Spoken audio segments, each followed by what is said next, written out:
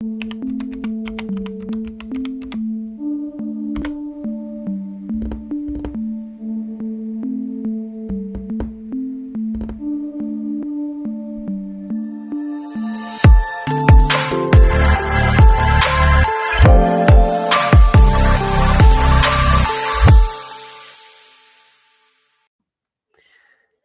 once again, folks. Welcome one more week to Thinking Out Loud. My name is Fran Mendez, and this is Thinking Out Loud on Async API Initiative. For those of you who don't know what Thinking Out Loud is precisely that. What the name says is let's just have a chat. I always every week I invite um, some people, some folks from the community to have a chat. No script, so there's nothing prepared up front, and we will just think about something, or we will just talk about something. I can promise none of this is prepared, and actually, our guest today um, can confirm that nothing is actually prepared. So before I get to introduce our guest, let me show you a few things here that I usually do. So I have enabled closed captions on YouTube, and I hope that's enough. We're still figuring out how to do it in Twitch and in other platforms. It doesn't seem to be easy, but happy to listen for ideas. And yeah, so if you need or if you prefer captions, head over to YouTube. That's it. I also would like to remind you that we're trying to make this a collaborative live stream if you want. So don't be shy. Join the conversation, participate, engage in the chat. So you will not be on video like I will be or the guest will be, but that should not be a problem for you to engage into the conversation or ask questions or simply just drop a comment there, or maybe just say I don't know how much you love us or how much you hate us, please respectfully. But that's it. So cool. So I'm not entertaining you more with this. Let me introduce yourself. Let me introduce to you our guest today, which is Simon Heimler or Simon Heimler. I hope I pronounced this correctly. Yeah. Welcome, man. Yeah, nice to be here. Would you mind introducing yourself a little bit more for those who don't know you? Okay, yeah. So my name is Simon Heimler. I'm currently working at SAP. I and I'm a software developer, architect, and I'm mostly working in the integration space. And events obviously are a topic in integration. It's one of the ways we would like to see integration moving towards to in the future. And that's also how I got in touch with Async API. So because we were thinking about how to do eventing right, how to describe it well, and yeah, that's how I got in touch with also a few of you folks. Yeah. That is cool. So some of you may be wondering if you don't know Simon, how do we know about Simon, right? So I don't think you mentioned like you're working at SAP. Not sure if you mentioned. Maybe I missed that part. But he's working as a software engineer there, as an architect, as he said, and he once made. Sorry. Oh, he once made a proposal. Sorry. Oh, I can also quickly take over. Yeah, so I a while ago, yeah. Call a doctor. Sorry. No worries. Yeah, I mean, maybe you want to explain like what's the proposal that you made. Oh, I don't know what happened. Okay, yeah, then I'll address that. Okay, so when we use async API to describe our events, we actually had cloud events in mind, and we were actually quite happy with going with the standard how the event payload and the metadata should be structured, and but a lot of the cloud events attribute that you typically send along are standardized, so they're always the same. And we wanted to express this as traits in async API. And when we did that, we noticed that we had some problems with the behavior of traits, how they inherit. And yeah, that's basically why a colleague of mine created an issue describing our problems. And we talked about it quite a few times. And then we made a proposal how we could change that behavior, or if we would explain how we explain the current behavior if we want to keep it. And yeah, I think we had a quite interesting discussion an hour long in async API round about this, which also helped me understand the reasons why you made it that way. And yeah, it's still an open PR. I think we still need to see how to move forward on that.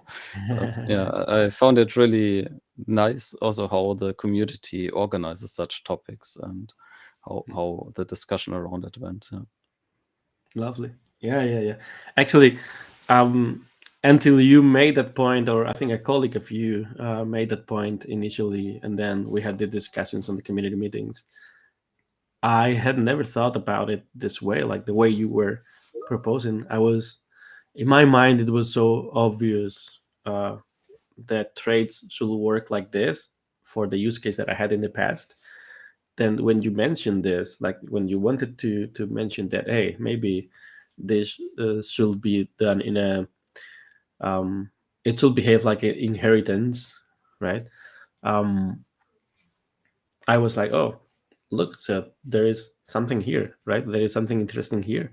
Um, it's true. Like I never thought about it this way. I think, and I think I got really influenced by RAML traits. So the RAML specification is what actually contributed Mm, indirectly the traits to async KPI, and they work the way it works on async KPI, precisely to limit a little bit what you can do, and so it doesn't become too open, let's say. But then, yeah, like you explained your case, like, hey, we want to actually make it work like inheritance, and it's not possible. It's weird. It's doing the opposite. It's doing something weird that we didn't expect, and yeah, so agreed. This and agreed that these open conversations and community meetings are super cool.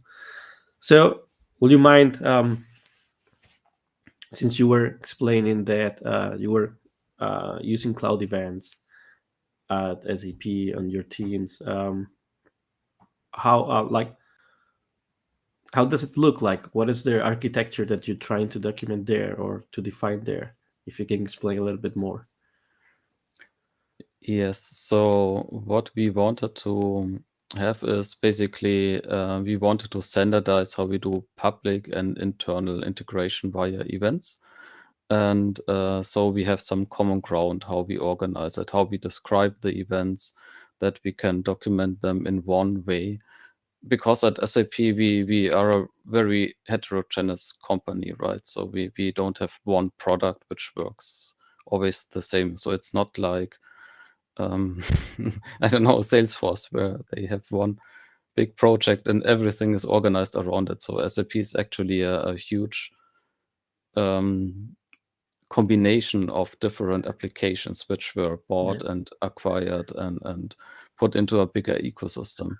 And to make them work well together, we just work out standard ways how they communicate, how they are describing their interfaces and so on. And that's where we already have this for APIs, for REST APIs. We are using OpenAPI for that, obviously, as a well-established standard, and that's why we also came to async API in the end. So Mhm. cloud events are really about how we send events over the wire, what metadata we would want to have at runtime, and async API is what we want to describe at design time, or I don't know how to phrase it. So all the metadata behind that you sometimes want, but you most really don't want to send over the wire with each event. So I'm assuming that what you have there is a kind of like a microservice architecture or something like that.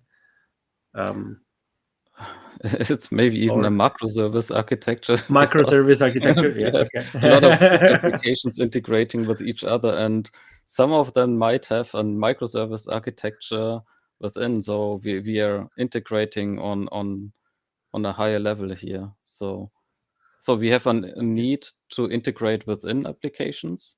So that's happening in a microservice architecture, but we also have the need to integrate between various big applications Mhm. as well. I see. So it's like multiple companies in a single company, Yeah. um, something like that. Yeah, it is huge. Actually, SAP is huge. Some people don't even notice how big it is. Um, but yeah, it is. It really is. It's a Yeah. huge So some company in terms of offering. yeah. So some people think SAP is just their one SAP product, but that's not the way it is, at least since quite a while. Exactly. Actually, Lucas used to work. Lucas and Magic Yeah. used to work in a company before that was acquired by the SAP in the past. So yeah, that's like you said, like that's the way it works in some cases, of course, not all the cases. But they acquire a company or a product, and then it's integrated with the rest of the whole product offering. So yeah, it's indeed like multiple companies in a single company, right? Yeah, So yeah. and that's a really interesting challenge if you think about it, because you have all those grown applications which are already huge, and they were never aligned with the other applications, because why should they, right? They have a completely different independent origin. And now we have the challenge of how can those applications talk to each other? So how do we speak the same languages, or how do we integrate, which standards do we agree upon, or what can we agree upon, given that everyone shows different tech stacks or concepts how to do it. So yeah. Yeah. Yeah. So what's the biggest challenge that you're facing there regarding this kind of communication? Like, is it probably, I don't know, just mentioning as an example, like, is it discovery of how which messages are flowing around? Is it discovery of which services are publishing and which ones are subscribing? Um, is it I don't know, governance, like you want to enforce some kind of message structure for all the communication? Just ideas, like, or maybe something else that I'm not even mentioning. What's your biggest challenge? What would you say is the biggest challenge in your opinion? Yeah, so I guess everyone working in that area is probably having their own biggest challenge they would pick. So I guess some challenges that I really find not easy, because I just don't know much about it, is the whole data privacy and protection. Because if you um, put a lot of data into events, and at Europe we have GDPR, which means even something like an IP address would be considered personal information. So what kind of information are we allowed to put into events and stored somewhere on a broker, or something else? Because with RPs, with REST RPs, it's a bit different. So um, the clients are directly getting in touch with the services, and with authorizations, we can make sure that they only get what they are supposed to get, right? Mm, But with events, we actually have a different architecture in mind. So the producer just sends everything he thinks it's important for that event, but then we can't control what the consumers are allowed to get, right? So how mm. do we handle this challenge? And Oh, that is, yeah. yeah, This so one is either interesting. yeah, so either you put less information into the event, but then it's not sufficient for some use cases, and then you need to refetch via REST APIs because that's the only way we can ensure that people only get what Mm. they are supposed to get, right? Yeah, I know what you mean. Yeah, yeah, yeah, yeah. So what you're doing right now, I'm assuming that what you have right now in most cases is this what it's called the REST events or FAT events, which is like a REST API usually publishes an event, and then um, it puts all the information that it can there, Yeah, um, just so the consumer doesn't have to fetch anything on upon yeah, receival, right? So, but then S- yeah, you have this other event notification. I think it was event notification yeah. Event pattern. notification and Yeah. event carried state.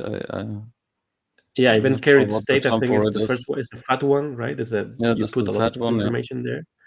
Yeah, and then event notification is the other one that is um, just the minimum thing. Like a user, say for instance, a user has just signed up, like the classical example, right?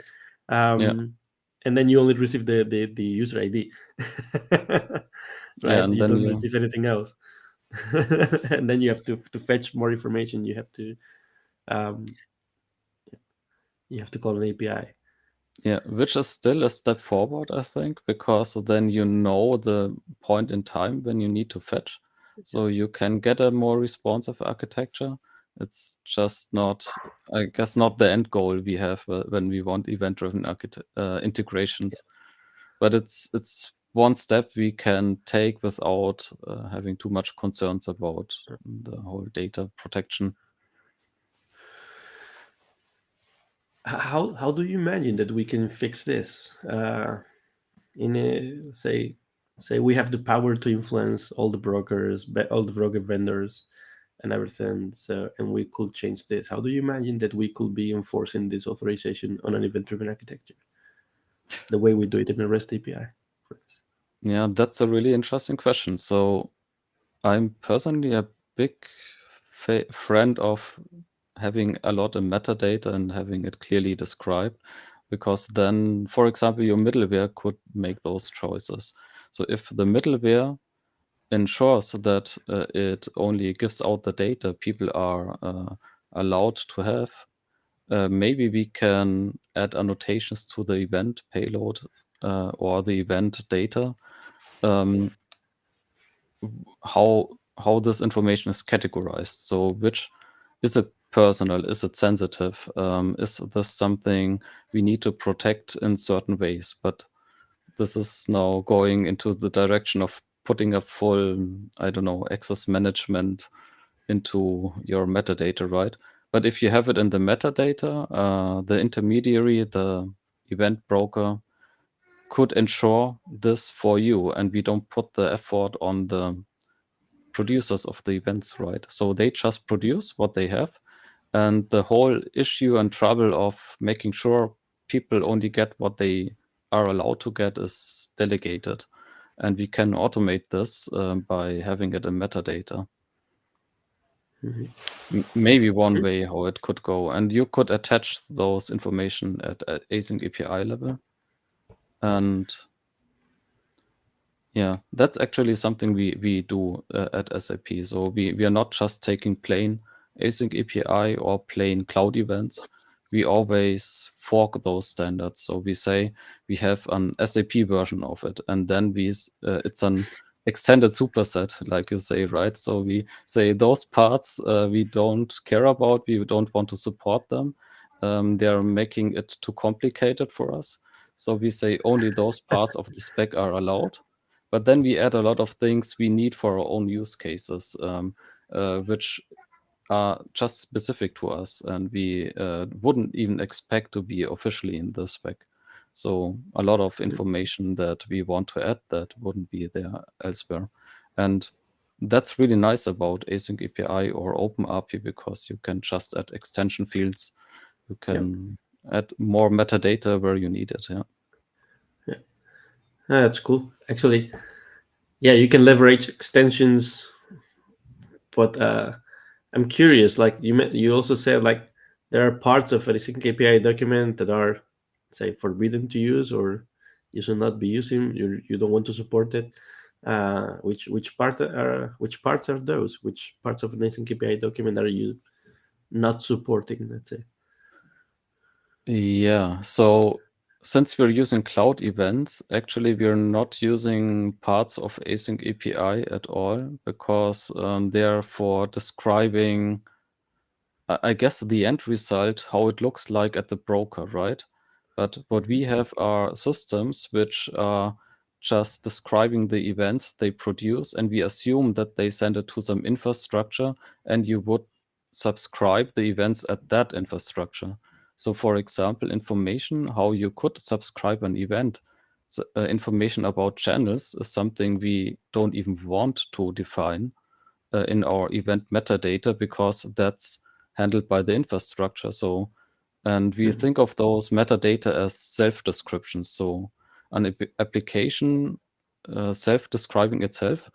Why should it care about how the events are exposed again at event broker? Because that event broker could get updated and support more channels or more different event protocols. So we actually don't want the event producers to describe such things because they are added later by an independent party. Hmm. So then, so you don't define channels. You don't define publish or subscribe in the message. So then, what do you do with the sync So API? we I'm define the curious. messages and we kind of use the channels because we have to, because that's how we describe if an event is actively published or if it's just Hmm. we call this event candidates. So there are events a system could potentially provide. And Hmm. sometimes we activate this like feature toggles, right? So I could send an order requested event, right? But is it actually enabled? Maybe a customer don't want to send those events or not. And by putting it into a channel, we say, yes, this event is actually pushed over the wire, so you can subscribe it. So we also make that distinction if that makes sense to you. So events I could potentially produce and events I'm actually producing because yeah, but it's a really Hmm. difficult problem. It's maybe also one of our challenges because it's an optimization problem. Do you want to send all the events of everything that happens, even if no one is interested in it? Yeah. Yeah. I see what you mean. So you you have like optional messages that you might be sending, but only if there is someone interested in those messages. Is that what you mean? Like Yeah, you have. or someone configures them to be sent because maybe they don't have a use case for that at all. Mhm. Interesting. I never thought about it like this. I was always like, no, you throw it there. If you're sending them, it's because I'm assuming that at least one party somewhere will be interested, at least now. Yeah, And then, but it can happen that at some point, this one subscriber that I have stops subscribing, and then you're publishing information that is not used at all, that nobody yeah. is consuming. So yeah, it And is. yeah, and I think we have a special use case here as well because when we tried to only describe the events as messages, but then the async API renderer didn't render anything at all because it assumed that you would put something on a channel, even to render it and document it. And from our perspective, it would be totally fine to describe a system which just describes what it could produce, but it Yeah. isn't actually sending anything, right? But we still would consider that information. I can send this event if you ask me to. So it is something like you put them on components, maybe, right? And components, messages, you define Yeah, all your messages there, but they're not attached to any specific channel. Right. or anything. And what you're saying is that the documentation render that we provide is not rendering them because it's not in any channel, right? Right. Yeah. Um, So clearly, this is something unexpected. yeah. It unexpected for me as well. But yeah, no, you're right. Like, because my first thought is like, why do you want to have it there if you're not publishing them or receiving them, right? Mm. But yeah, like, are you using async KPI to define applications, like an application or the whole system? How would you define system and application? Because some Sorry, people use that the whole, synonymously. yeah, can be synonymous sometimes. Yeah. So what I mean is that, are you this when with an async KPI file, are you describing a single application or are you describing a group of application talking to each other? Always a single Let's say the architecture, application, a single and application. maybe even a microservice if we have a microservice architecture. Because we have this goal of self-descriptions, so only the service which sends the events can really know how those events really look like. Hmm. And Hmm. in some cases, we even say this is runtime information which could be different per tenant, different per customer.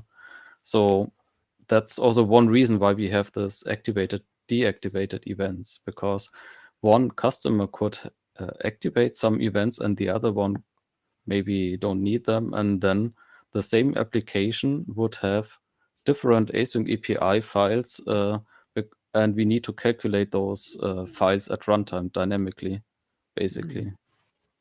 And that's why we can only do it via self-descriptions. In the end, we aggregate everything together to give you a big picture. So we Hmm. have tools where a publicly available one is the API Hub at SAP, where you can see all the APIs and events which we make available publicly for the various products. But yeah, we internally also want to have this overview. So if we have a lot of async API files distributed in many, many places, how would we ever get an overview, for example? And that's why one of our challenges is also the discovery and the aggregation of the metadata we have into a single place. What do you mean by metadata in this case? All kinds of metadata. So, yeah, let's say a customer has many SAP products and many instances of them, maybe even prod dev, QA landscapes, and so on. That means he has maybe 40, 50 system instances of different types. So how would he know which APIs are now available to him, which events are available to be used for integration across all those different systems? And that's where having the combined overview could be really helpful.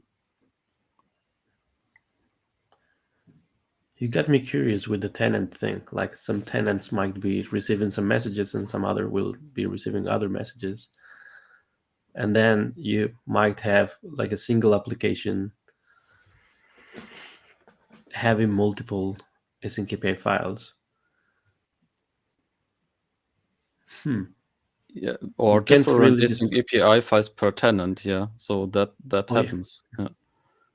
So for one product, we could even have thousands of async API files, which are almost always, or thousands is probably not enough, and they're almost completely similar. At least the messages section usually is.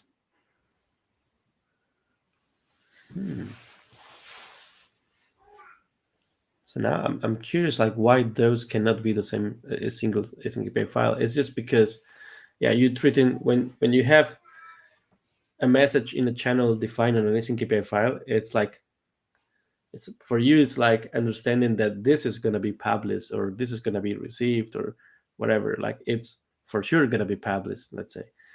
And but that's not always the case. Like, so for some tenants, it might be that they receive one but not the other, and that's why you split into multiple files. Is it? Am I correct? Like, to say That's that? Like, one reason, yeah. But what could also happen is if we have highly configurable software, a customer could even add his own custom fields. And then Okay. the Oh yeah. payload of the events even changes by customer configuration. And then even the messages are not the same across customers or tenants. Ooh, that is nice, interesting case. Or we also have software which is theoretically capable of defining their own APIs and events, so by customers, so they can use the software also as a kind of platform and define their own events, basically.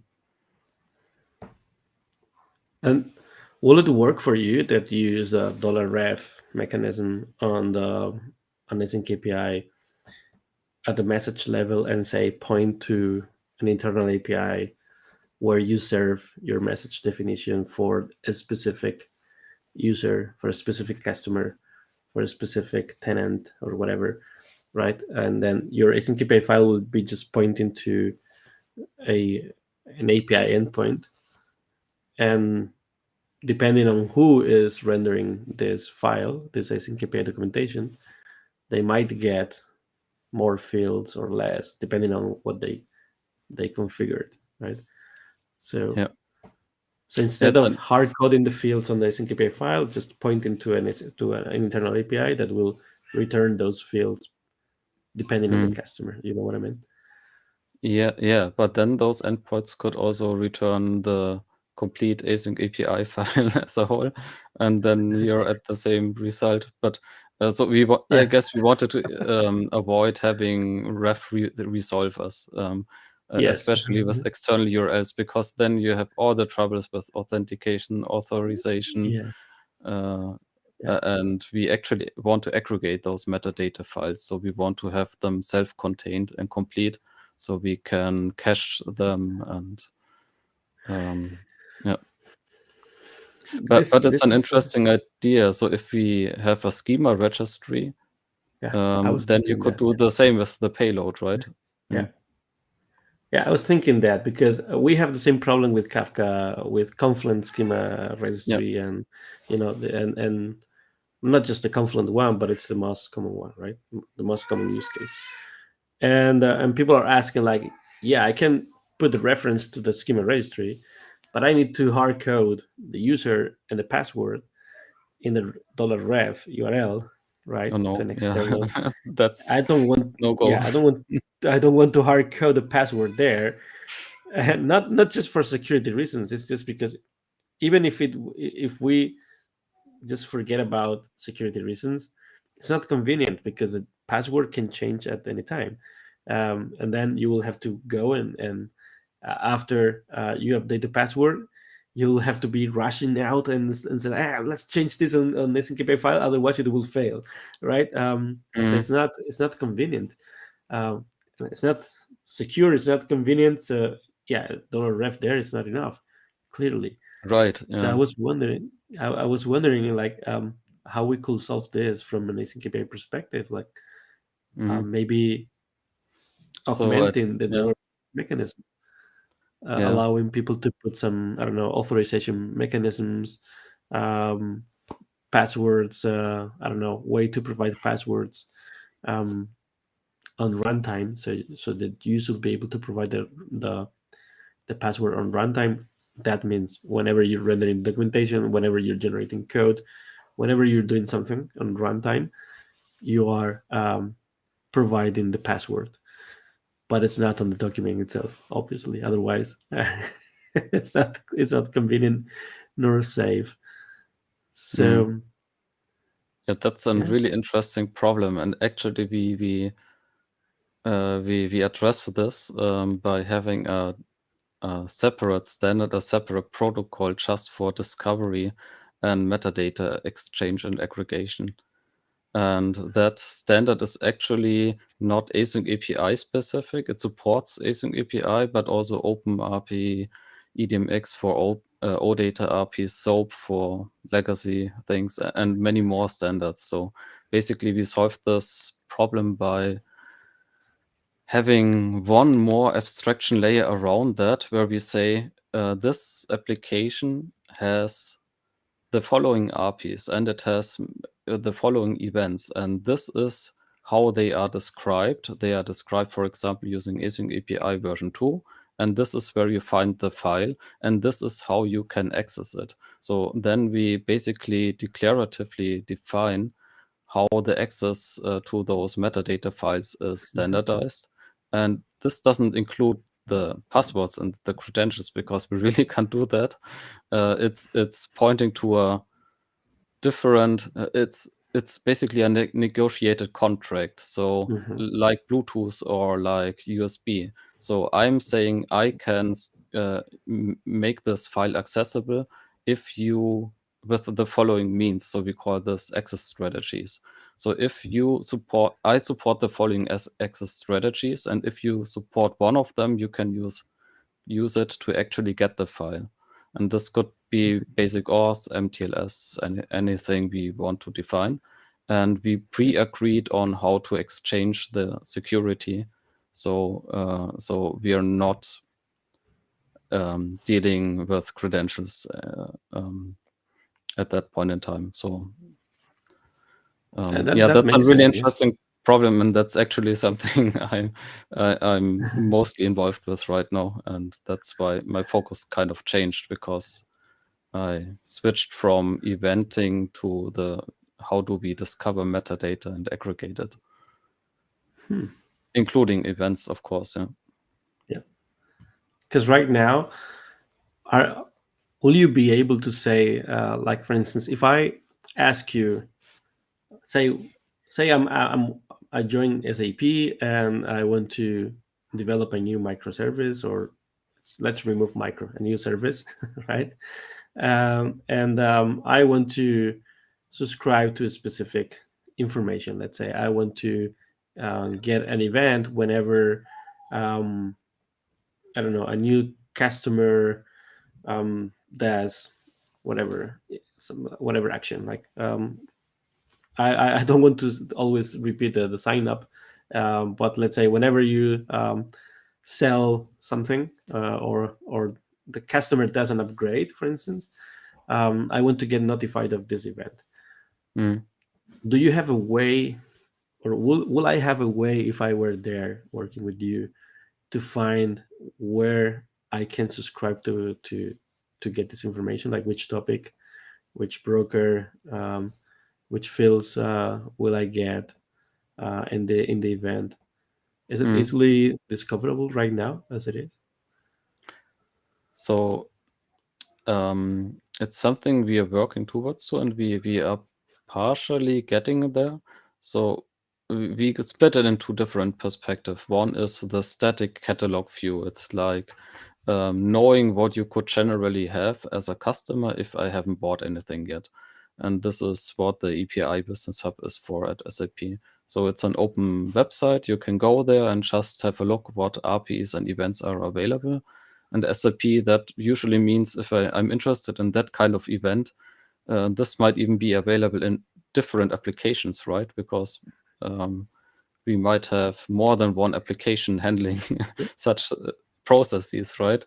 And then I can see, okay, it would be available there, and this is how it would generally look like. So this is without customizations. It's just showing me what I could potentially have. It's like having an async API without channels, right? Because it's not really there yet, right? I need to Yeah, buy the application and provision it. yeah, And now we are getting to the second view. This is what we call the system landscape view, which is then what you get if you actually have the systems in your landscape. So you ordered them, you group them together, you have access to them.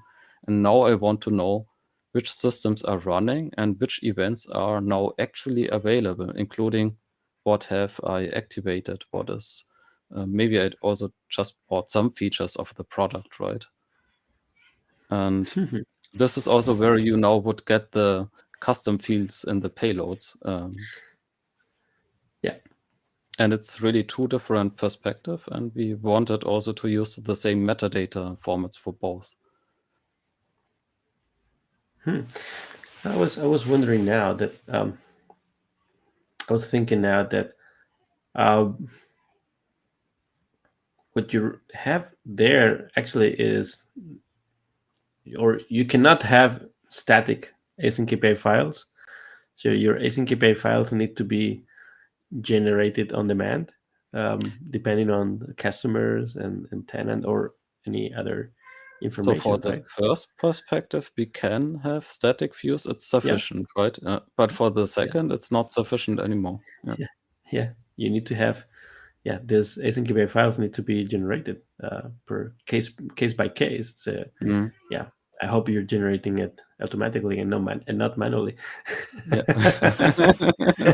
Kidding. Yeah. That would be insane. So yeah, and yeah, I mean, you got me. Like, I've never seen a case like the one you're describing. This is super interesting. It's incredible. Like the whole setup machinery that you have around it is, I would say, it's kind of unique, right? Is I haven't heard of any other company doing it this way, or with such kind of customization levels, right? And so yeah, it is truly something interesting. I'm and before and also before you mentioned, let's see if I can remember exactly.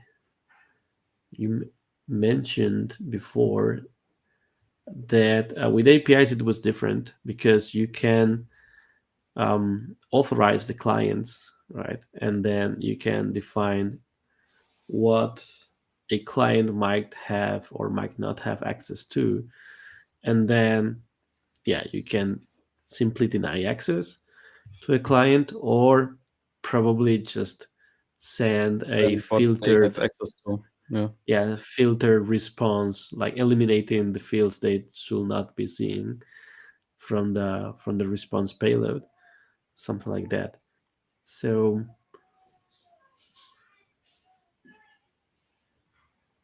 I'm wondering if this is something that we could be implementing. We, as in, like everyone, not just async API, right? But that we could be implementing on event-driven architectures as well. Like when you connect to the broker, you well, actually, we're already doing that. Like when you connect to the broker, you are authenticating with the broker, Yeah. right? So so authentication is there now. I mean, authorization, which is kind of different. Um, like it will be cool if the brokers could be doing that for us, Yeah. like um, being able to define which fields should be omitted or included. Depends on if it's a um, include list or exclude list um, on the messages, right? So that you can define, like, for instance, you don't so the consumer is not defining this information. The consumer is just authenticating itself and say, hey, I, Mm. I am service A, and then the broker will know by for whatever database that it might hold, that this service A doesn't have access to specific information.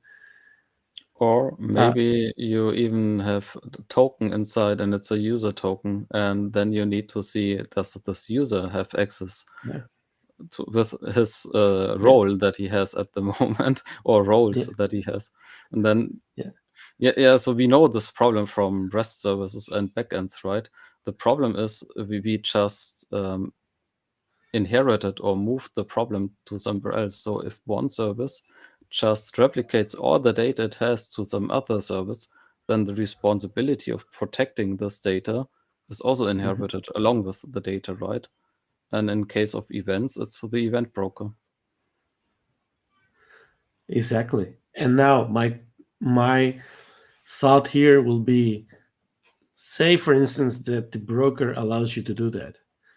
like each broker out there, let's say Kafka, Mosquito, any broker in the world allows you to do that. We will have to define it somehow. Like Yeah. um, we'll have to somehow define the roles, that the different roles that there might. I mean, by roles, I mean the authorization roles, right?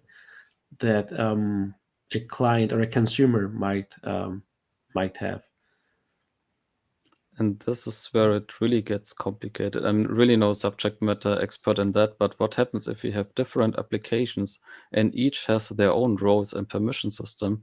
So there's Airbag and all its variants. They might not even have the same concept of of authorization management, right? Then it's like, okay, bye. Yeah. I will be like, I'm quitting tech. I'm quitting. I'm quitting software engineering. Yeah, no, this. I mean, these cases will be like super extreme, I guess. But in majority of cases, I will say, or not majority of cases, but if we do this work up front, maybe we can end up having, and this is a wishful thinking, we can end up having a kind of standard way of defining this, um, defining and understanding these roles, authorization Mm. roles, right? So then you don't end up in the situation that each of them are understanding authorization roles in a different way. So you don't know what to do because it's not really consistent. But hmm, I don't know. You get me thinking there. Like this is something super interesting. I Yeah, love it. it's a hard problem. It's a hard problem to solve. Yeah. Yeah. Yeah. But my feeling is if we want to solve this problem, starting with a declarative approach would be right. So you basically define what information are available to certain roles, and maybe there's some really small lightweight rule engine. So where you basically input, I'm that service, I have the following roles and permissions. M- Probably you need to agree on those somewhere anyway, because even with REST APIs, you need to somehow mentally merge and make those different concepts work together, right? It's Mhm. and if we have this at metadata, what the consumer thinks this field is protected in the following ways, maybe we can have a central rule engine at the event broker which handles that. But I'm Mhm. just speculating. Yeah. I actually I recall seeing something like that, like a declarative language for authorization roles, and but I can't remember the name now. I recall seeing something like that, and so Mm. so probably it just exists. So if it does, perfect. One less problem to think about, right? But yeah, we'll have to integrate this. Um, yeah. So with such kind of complex situation that you have there at SAP, I was wondering as well. Like it seems to me that there is a lot of so you can't rely only on async API as a structure, um, as a language to define the structure of the events and the channels and so on, because there's more. You want to do more with it, right? You want to do, like you said, like each customer might define extra fields and custom fields. So yeah, that is, and But or we even their can own channels. Yeah, but Yeah, we can describe this via async API. We just end up with many documents as a yeah, result. Yeah, exactly. yeah. So I was wondering, like, I wonder if, some years ago, I was playing with the idea of integrating async API with schema.org language, which is I think we talked can't about that remember. one. Yeah, yeah. Huh? I think we talked about this, yeah. So, Really? publishing the async API schema on schema.org? No, no, not just that. No. Not just that. Yeah, that's one thing. But integrating with the schema.org specification, which is it's a schema. It's a specification to define um, what was the name? The meaning of things, the semantics of objects. Oh. So Yeah, okay, like I mixed that up with schema store. Okay, I know what you mean. yeah, Yeah. activity streams and all this stuff, right? So it's not about the structure of the object only, but it's also about the meaning of the fields. Like say, for instance, user. You have a Mm, user object in JSON, for instance, or in XML or whatever language, um, and that represents a person or a yeah, customer. You can define like this is a customer. This one is the name. This one is the email of the person, right? yeah, You can define all these things. So suddenly all this information gets meaning, not just structure, but meaning. Like yeah. if this is a person, and the system can know that this is a person. So if I wanted to do something like simple thing like filtering, how many uh, or where is the customer information appearing in all our architecture, in all Mm, our events, you could filter that information like okay, so it's appearing here in this event and this event, in this field here, it's referencing a customer, and you know that it's a customer because you defined it, like yeah, you yeah, define the meaning. Yeah.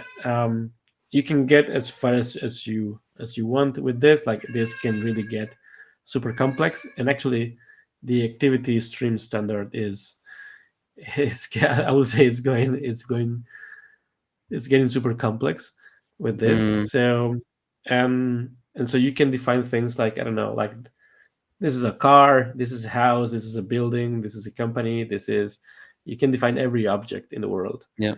and then make it like a specific type, right? Or Or at an least error. assign it to a certain vocabulary that you reuse, for Yeah, example, from schema. Okay. exactly. You can create your own objects as well, your own Yeah, custom objects. Say, for instance, this is an SAP customer, which yeah. extends customer, which extends person, right? Mm. And that will be something like that. Um, or That's another super case, interesting. Yeah, it's also a topic that drives us at SAP, and I yeah, even did some early some proposals how we could marry that with our different metadata formats like async yeah, API. So at least one idea I had there was that this could be added on JSON schema level and not on yeah, async API level, because if you yeah, have it in JSON schema, you can also have it in OpenAPI in exactly the same way. And then it yeah, gets really interesting because now you marry the semantics across different kinds of APIs, right? So you could have yeah, the information, this is a business partner, this is a customer, in the open API file and in the async API file, and now yeah, this is semantically is the same thing we are talking about. And we know it because we even share the same vocabularies, which could be schema or, but it could also be vocabularies we defined on our own, right? So yeah, our own ontologies. yeah, exactly. Ontologist is the word that I was trying to find. So yeah, Yeah. so that is. So my thought was like once you have that, then we could on top of that, again, not we as in async KPI, but like um, developers in general, we could be developing something which is um, automating or a language to define this behaviors, like if this customer registers somewhere and or does something, then publish this message there. You can have this kind of rules because Mm, you have the meaning of the data. You know what's a customer, you know what's a um, I don't know, a database, what is a yeah. feature of the product, you know what's a product. So you can establish this kind of, I don't know if it even makes sense at all, or am I going too far here? I find it super interesting. It's some uh, uh, I It's for sure really hard to execute because now you're Yes, asking everyone to provide those semantic annotations. And that's yes, basically what the that's the semantic problem. web in the 2010s really did not get, right. So they wanted it Yes. so hard and it never really materialized. So I Exactly. It's exactly that. Yeah. yeah, It's exactly that. And they're having the same but problem. Yeah. yeah, but the idea is really nice, right? It sounds like we should have that. We want to have it.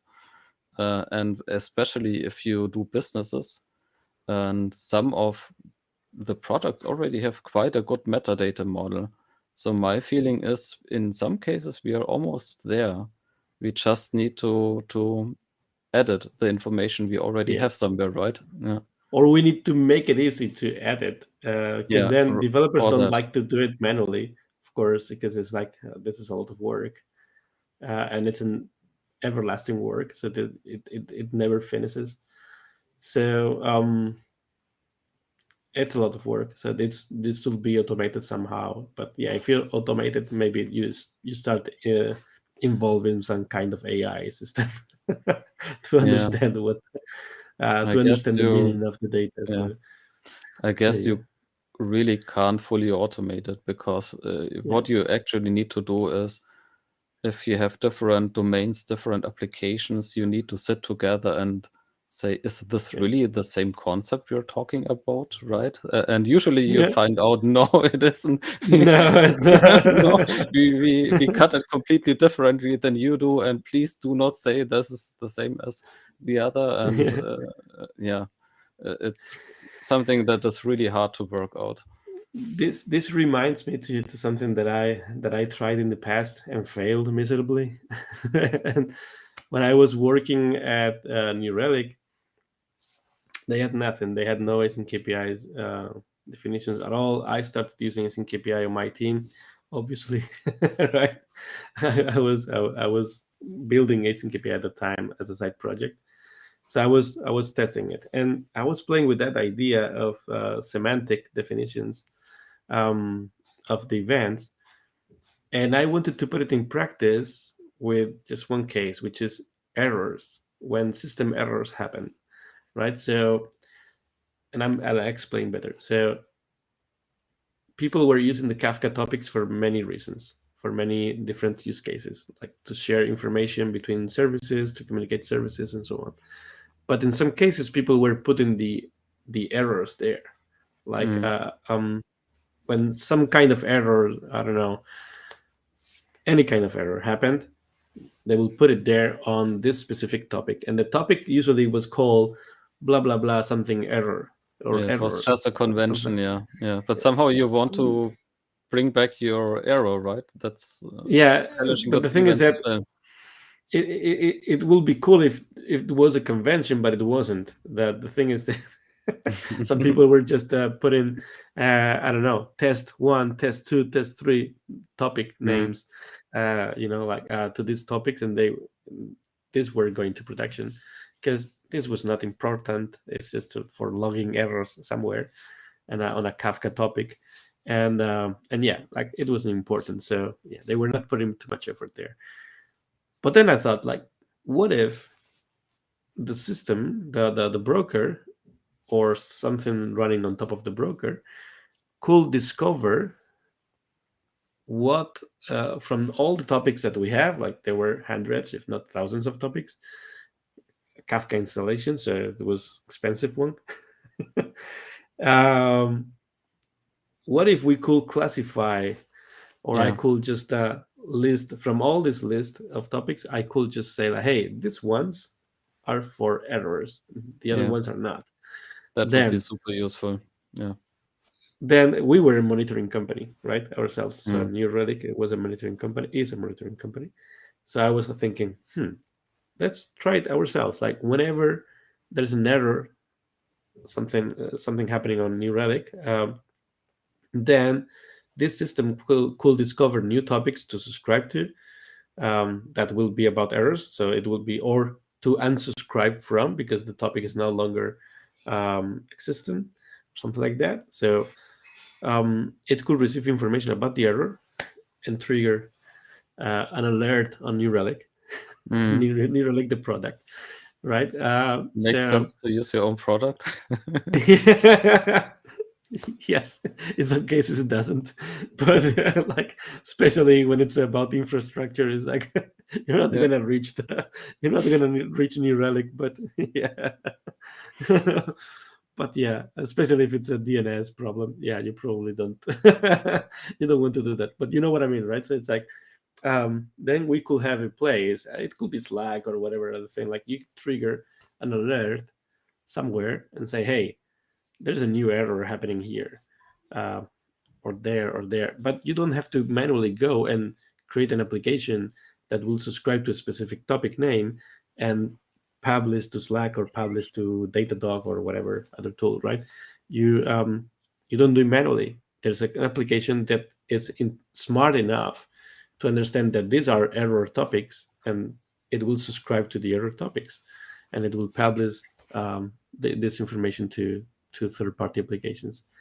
Say hi for mine. No worries.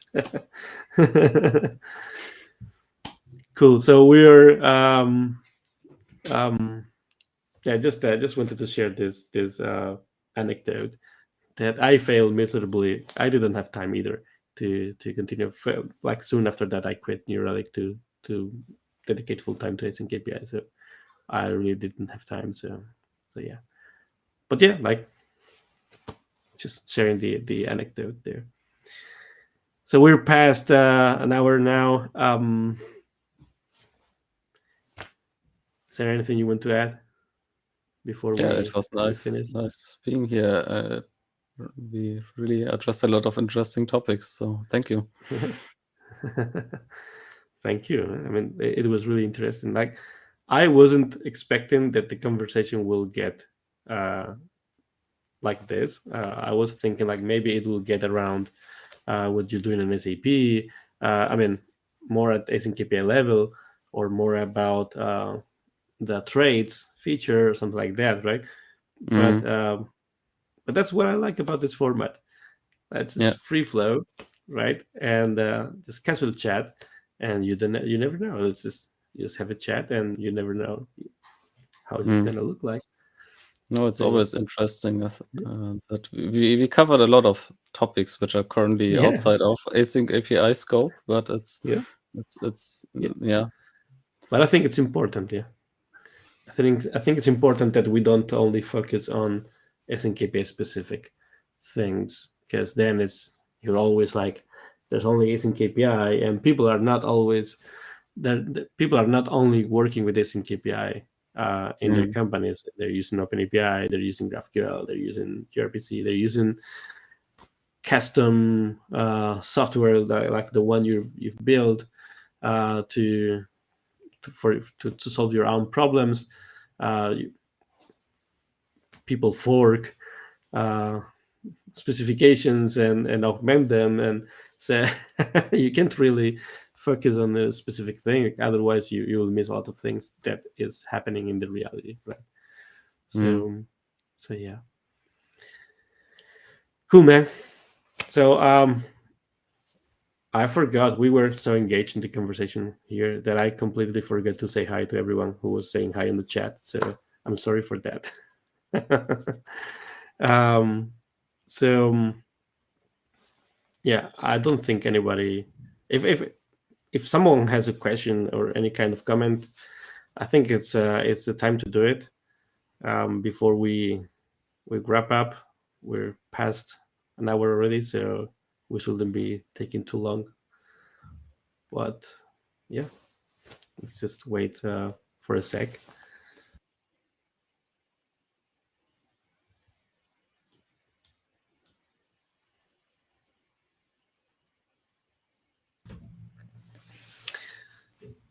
Okay, I don't think there will be any questions. No worries. So yeah. Um, in any case, if there are questions, if there are comments, we're in Slack. So if you're not there on Slack, you can join our Slack workspace. Going to our website, and there is a auto invitation there. So yeah, feel free to join in, and and even talk to Simon, who's there as well. So yeah, thanks a lot, Simon. Thanks a lot for joining me today. It was Yeah, a real thanks. pleasure. Thanks for having me. Okay, No have a problem. good day, everyone. Bye bye. See ya. Bye.